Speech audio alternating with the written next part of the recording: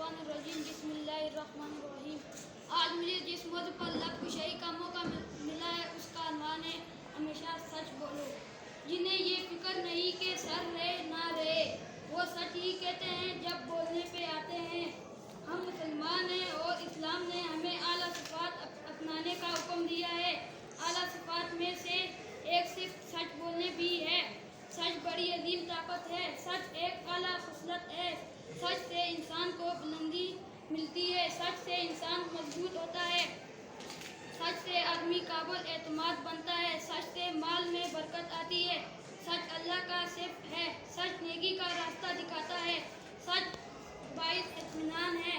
अगर हम रहमतें और बरकतें हासिल करना चाहते हैं तो हमें सच के एहतियात से हर वक्त मसला रहना होगा। हालात जितने भी घटन हो, सच ही का बोलबाला करना होगा।